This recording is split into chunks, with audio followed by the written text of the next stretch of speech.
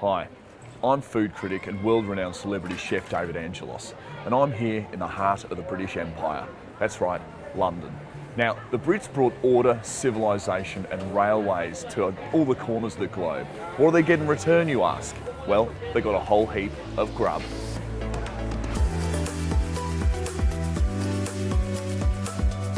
Now, what the fuck is that? Have you tried it?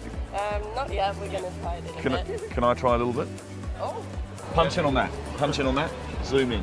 Zoom, zoom, zoom. Keep up. Come on, come on. We've got to keep moving. Now, I'm in Maltby Street, which really was the gutter of London. It's where peasants used to congregate to find any kind of snacks. I'm talking street urchins, prostitutes, ne'er-do-wells would come here to find grub. And today, it's no different. So I'm going to be trying some classic peasant food, oysters, which was loved by the whole nation around that time. Kumamoto originally Japanese. They're very small shells. Right. But the actual size of the oyster relative to the shell size is bigger than you'd normally get, so they're not as small as you'd expect them to be.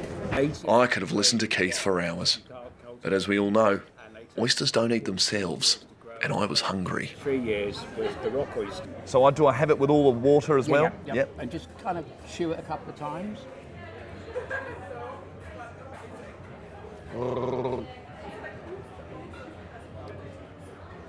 It's lovely. Now that should be more complex, and it stays on the tongue for quite a bit after you've swallowed it.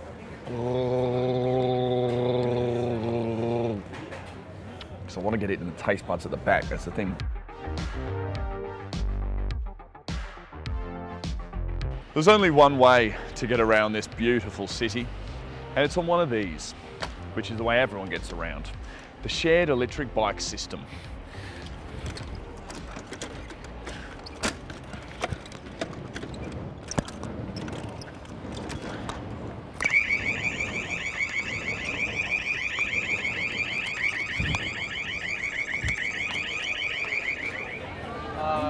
So I've come to another tented city that's been spawned out of the cost of living crisis. Excuse me, get out of the way, thank you.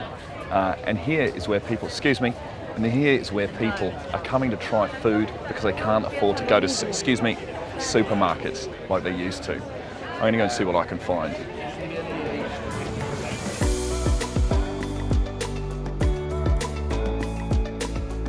And how much did that cost you? Oh, I think £8.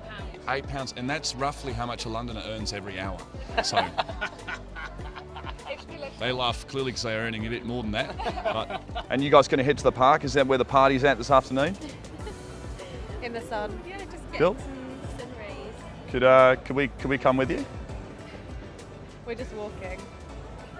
You can say no. Just say no next time. Frankly, I've had enough with all this pre-prepared nonsense, so I'm going to go home and cook some honest grub, an omelette.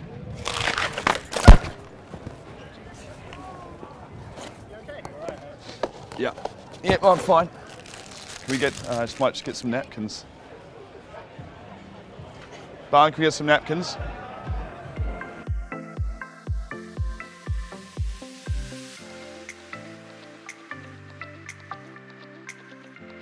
Tower Bridge. Tower Bridge is my favourite bridge in the entire country. Bridges started in the 10th century, where people needed to get over rivers. Now, rivers have always got in the way of everything here, but not for the British. They got over... Sorry?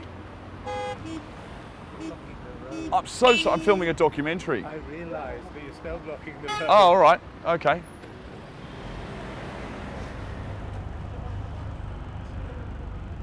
Now that's what I love about London, you know. Have a few too many pints at the pub and you just hop on a red bus to go home. And you can see the sights as you go. I remember one time I was hopping on a red London bus, it was about 3 a.m.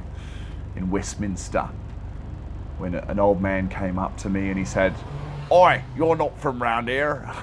And I was like, wow, it's so London. We then stopped and got a kebab together and we bonded. We spent the entire night together. I would have his number, but he didn't have a phone. Great guy. He's called Stinky Bob.